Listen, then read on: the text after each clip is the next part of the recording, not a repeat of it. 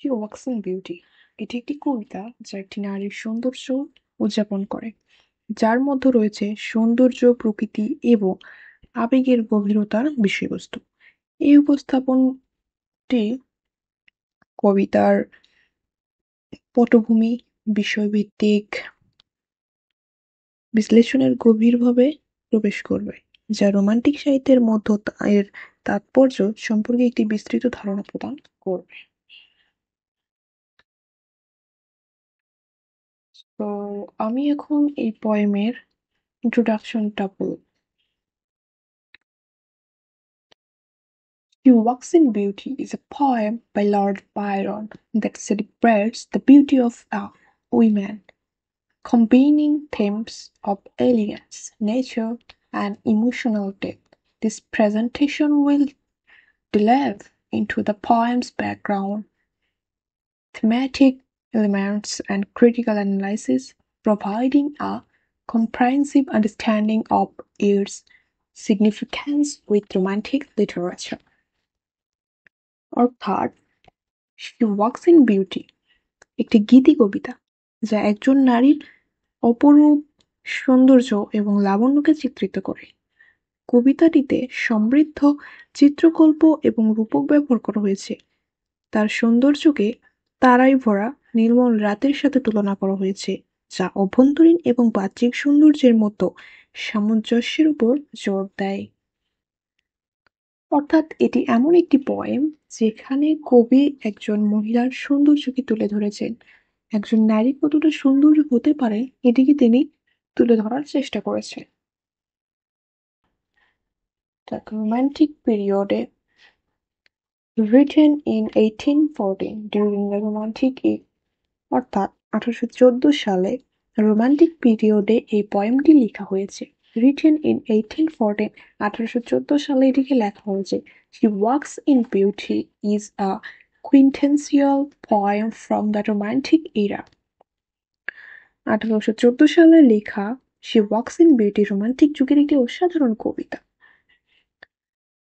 emphasizing the beauty of nature and human emotion, যা প্রকৃতির সৌন্দর্য এবং মানবিক আবেগের উপরে জোর দেয়। Inspired by an encounter with Mrs. Wilmot. বলে রাখা ভালো, মিস্টার উইলমট হচ্ছে পয়েটের কাজিন এবং মিসেস উইলমট হচ্ছে সেই কাজিনের স্ত্রী।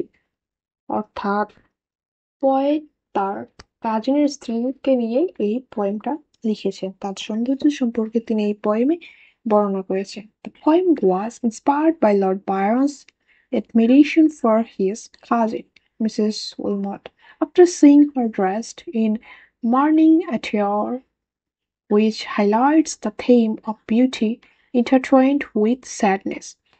কবিতাটি লর্ড বায়রনের তার চাচাতো বোন অর্থাৎ চাচাতো ভাইয়ের ওয়াইফ উইলমিটকে শোকের পোশাকে সজ্জিত দেখে তার প্রতি তার শ্রদ্ধা থেকে অনুপ্রাণিত হয়েছিল, যা সৌন্দর্যের সাথে বিষণ্ণতার বস্তুকেও তুলে ধরেছে। Reflects romantic ideals of beauty and nature. সৌন্দর্য এবং প্রকৃতির রোমান্টিক আদর্শ এখানে প্রতিফলিত হয়েছে। She walks in beauty embodies the romantic ideals of beauty and nature. এটি সৌন্দর্য এবং প্রকৃতির রোমান্টিক আদর্শের মূর্ত প্রতীক। Celebrating the interplay between human emotion and natural world. মানুষের আবেগ এবং প্রাকৃতিক জগতের মধ্যে পারস্পরিক সম্পর্ক উদযাপন করা হয়েছে এই পয়েমটিতে। Use the vivid imagery. The poem uses vibrant imagery to create a vivid picture of the woman's beauty, emphasizing her physical appearance in the context of nature's light and darkness. অর্থাৎ এখানে বলা হয়েছে যে সৌন্দর্যে হাঁটে, অর্থাৎ she walks in beauty, প্রকৃতির romantic আদর্শের মূর্ত প্রতীক, যিনি এখানে প্রাণবন্তের চিত্রকল্পের ব্যবহার করা হয়েছে। প্রাণবন্ত চিত্রকল্প বলতে আমাদের ইমাজিনেশনে আমরা যখন কোনো কিছু চিন্তা করি তখন আমাদের মস্তিষ্কে আমাদের ইমাজিনেশনে সেটিকে আমরা অনুভব করতে পারি বা আমরা সেটিকে দেখতে পাই। এই কবিতাটিতে নারীর সৌন্দর্যের একটি প্রাণবন্ত চিত্র তৈরির জন্য প্রাণবন্ত চিত্রকল্প ব্যবহার করা হয়েছে। প্রকৃতির আলো এবং অন্ধকারের প্রেক্ষাপটে তার শারীরিক চেহারার উপর জোর দেওয়া হয়েছে। অর্থাৎ প্রকৃতির যে ডার্ক অ্যান্ড ব্রাইট, আলো এবং অন্ধকারের মধ্যে যে কম্বিনেশনটা হয়, এখানে সেটা দ্বারা যে কম্বিনেশন অনেক সুন্দর দেখায়, এটিকে দ্বারাই তার শারীরিক গঠনের বা চেহারার উপরে জোর দেওয়া হয়েছে। Contrast between light and dark, অর্থাৎ লাইট এবং ডার্ক, অন্ধকার এবং আলোর যে বৈপরীত বৈসাদৃশ্য, এটার একটা কম্বিনেশন আছে।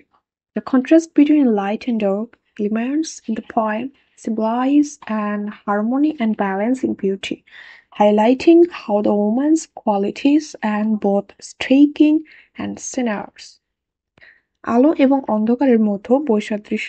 কবিতায় আলো এবং অন্ধকার উপাদানের মতো বৈসাদৃশ্য সৌন্দর্যের মধ্যে সামঞ্জস্য এবং ভারসাম্যের প্রতীক। নিজে ব্যালেন্স ইন বিউটি, অর্থাৎ ভারসাম্যের প্রতীক। সিম্বলাইজেস দ্য হারমোনি, সৌন্দর্যের মধ্যে সামঞ্জস্যতা। Highlighting how the woman's qualities are both striking and sinner, যা নারীর গুণাবলী কিভাবে আকর্ষণীয় এবং নির্মল তা তুলে ধরে। So next slide. Emphasis on inner beauty. Emphasis মানে জোর দেওয়া on inner beauty, অর্থাৎ অভ্যন্তরীণ যে সৌন্দর্যের কথা বলা হয়েছে সেটিকে এখানে জোর দেওয়া হয়েছে। The poem places significant emphasis on inner beauty and virtue. কবিতাটি অভ্যন্তরীণ সৌন্দর্য এবং সদ্গুণের উপর উল্লেখযোগ্য জোর দেয়, suggesting that, যা পরামর্শ দেয়, true beauty emanates from one's character and moral qualities, not just physical appearance. কেবল শারীরিক চেহারা নয় এবং ব্যক্তির চরিত্র এবং নৈতিক গুণাবলী থেকে উদ্ভূত হয়। এখানে কবি যাকে ইমাজিন করে পয়েমটা লিখেছেন, এখানে তার শারীরিক কোনো সৌন্দর্যকে তিনি উল্লেখ করেন নাই। এখানে তিনি সেই মহিলার যে নৈতিক গুণাবলী এবং তার চরিত্র সম্পর্কে এখানে তিনি বর্ণনা করেছেন। Critical analysis of this theme. So এই পোয়েমের যে থিমটা রয়েছে এটার আমরা ক্রিটিক্যাল অ্যানালাইসিস সম্পর্কে জানব।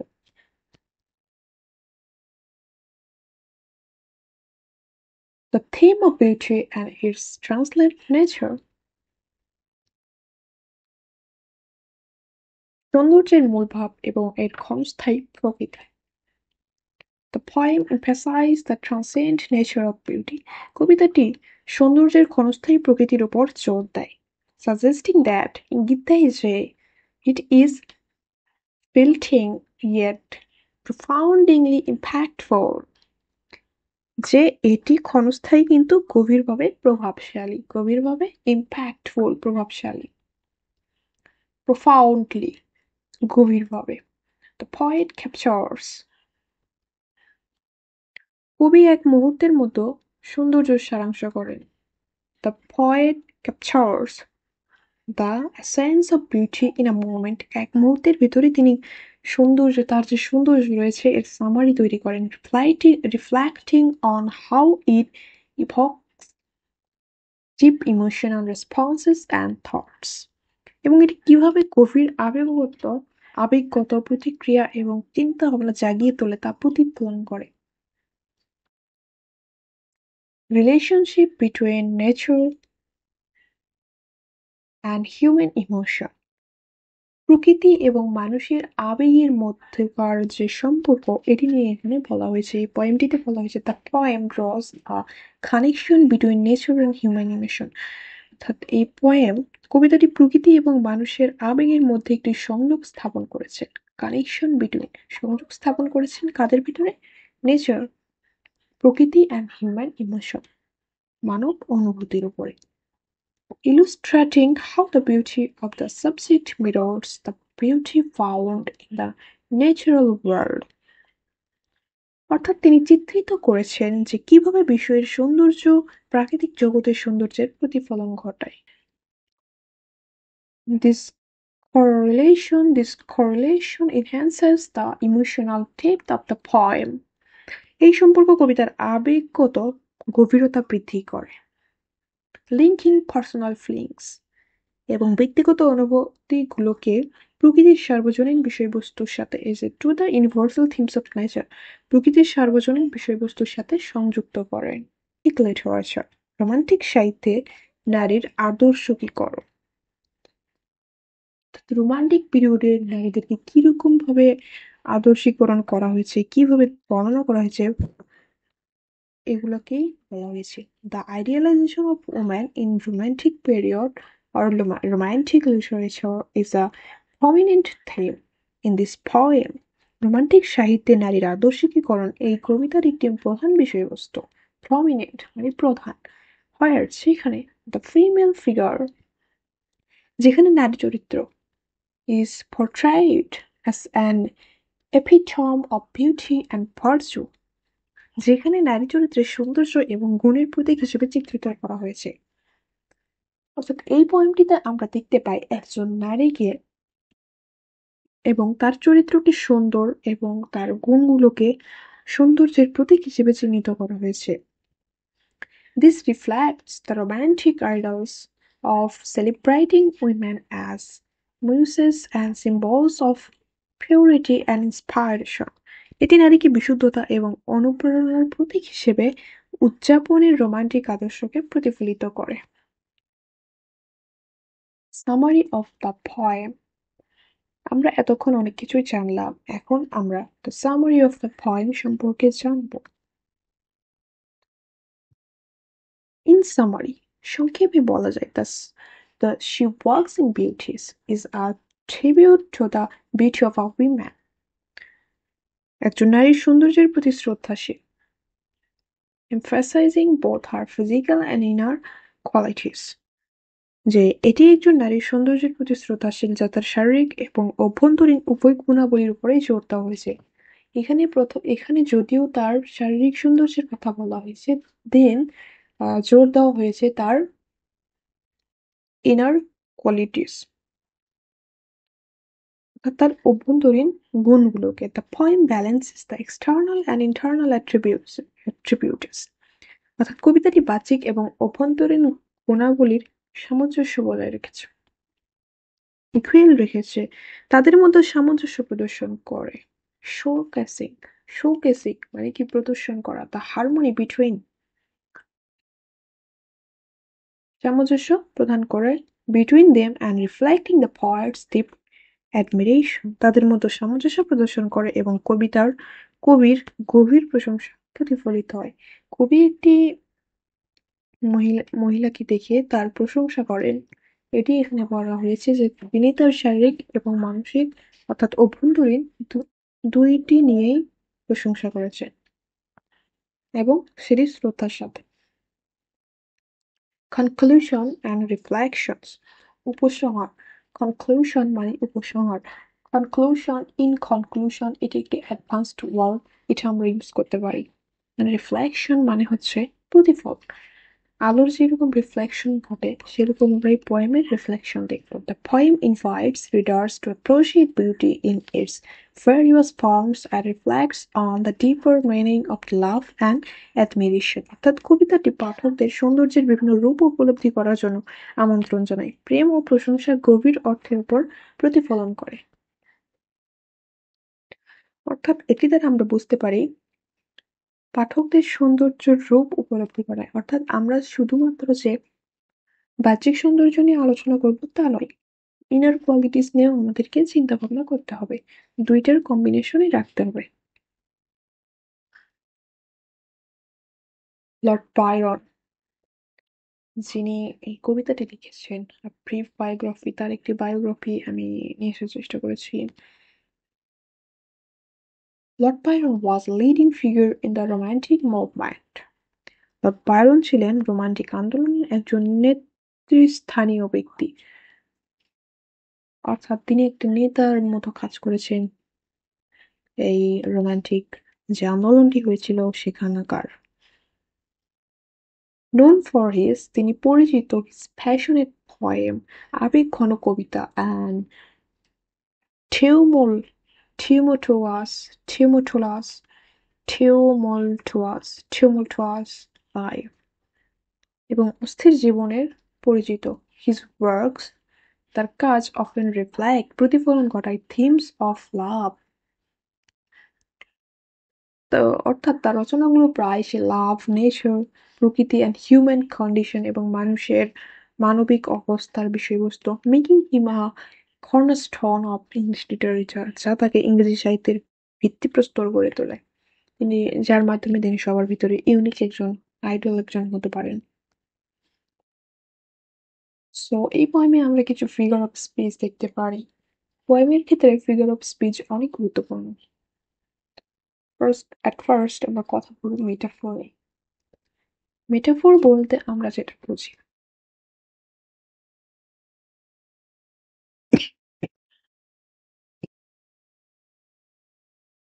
মেটাফর হচ্ছে এক ধরনের ফিগার অফ স্পিচ যেখানে দুইটি ডিসিমিলার থিংকে একটি অপরটির সাথে তুলনা করা হবে। যেরকম এখানে বলা হয়েছে বিউটি লাইকনেড টু নাইট স্কাই, সৌন্দর্যকে রাতের আকাশের সাথে এখানে তুলনা হয়েছে, সৌন্দর্যকে রাতের আকাশের সাথে তুলনা করা হয়েছে। এটি সরাসরি তুলনা করেছে। ডিরেক্টলি যদি তুলনা করে তখন সেটা হয় মেটাফর। দেন আমরা কথা বলবো সিমিলি নিয়ে। সিমিলি হচ্ছে এটাও সেম মেটাফরের মতো, তুলনা করবে কিন্তু এর সাথে অ্যাজ অথবা লাইক থাকবে, অর্থাৎ একটু ইনডিরেক্টলি উল্লেখ করা থাকবে। অ্যাজ অথবা লাইক দিয়ে এটিকে বোঝানো হবে যে এটার সঙ্গে এটা তুলনা করা হয়েছে। যেরকম enhances imaginary with comparisons, তুলনার মাধ্যমে চিত্রকল্পকে উন্নত করা হয়। অ্যাজ অথবা লাইক, যেরকম আমরা বলি যে তুমি দেখতে চাঁদের মতো, অর্থাৎ চাঁদের সৌন্দর্যতা আমি তোমার মাধ্যমে বোঝাচ্ছি। দেন পার্সনিফিকেশন। পার্সনিফিকেশন হচ্ছে এমন একটি ফিগার অফ স্পিচ যেখানে বস্তুকে ব্যক্তির গুণাবলী দ্বারা, ব্যক্তির বৈশিষ্ট্য দ্বারা বোঝানো হয়। যেরকম বিউটি উইথ হিউম্যান ট্রাইটস, মানবিক বৈশিষ্ট্যের সাথে সৌন্দর্য।